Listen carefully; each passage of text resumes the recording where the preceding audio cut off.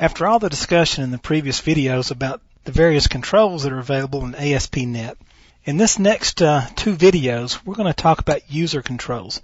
And these things give you a lot of possibilities. And we'll start with a simple question. Exactly what is a user control? Well, it is, in essence, an embedded web page. Now, these things are close relatives to what we knew as ActiveX controls back in VB6 and earlier. It is actually an ASP.NET page functioning as a control. Now, we tend to think of controls as those things on the left side. And let's go out here to Studio.NET, and I just want to make sure that we're on the same page here. I'm going to open up something that I had before. And here's the way I want you to think about things. These things on the left side here are controls. And when we click on a button and draw one, then we have created a control. And if we double click it, we can get to properties on that control and so forth. And there's functionality built into this control. And when we drag the control on to our web form, then we have that functionality. And we also have a certain look because obviously the button looks this way. And if I drag a list box on, notice it looks this way, and so forth, the drop-down list. Notice how it looks. And so I'm going to delete these now. So we're going to do the same thing with the web control. We can build our own functionality, drop it onto our pages, and then use those things. Now, user controls give us a lot of advantages. Number one, when we create a certain user control and then drop it onto multiple different web pages, it gives us a consistent look and feel across those web pages. It also allows us to reuse our code because we're going to write this user control one time and then reuse it on multiple pages.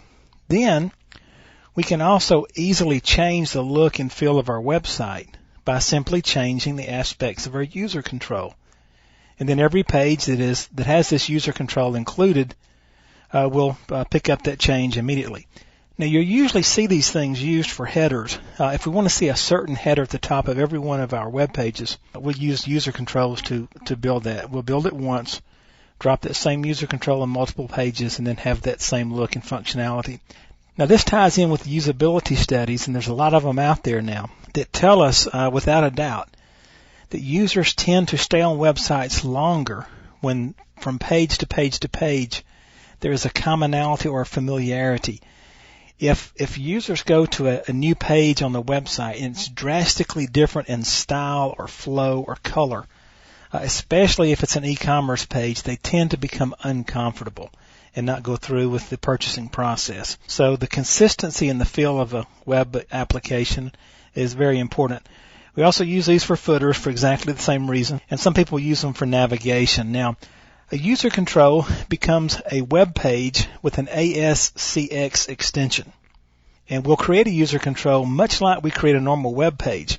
But there is one difference. A user control cannot be viewed in a standalone state in Internet Explorer.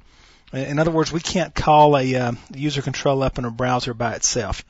It has to be in a container, or it has to be contained by a host or by a web page that is containing this user control.